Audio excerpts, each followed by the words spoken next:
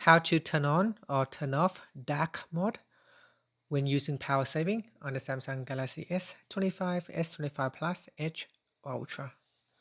First, tap on the home button to return back to the home screen.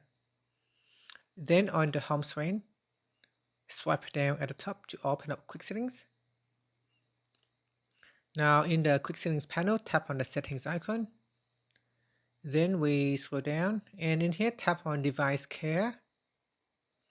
Then tap on Battery. Next tap on Power Saving, tap on the left hand side panel. Then scroll down to the Display section and tap on Turn on Dark Mode.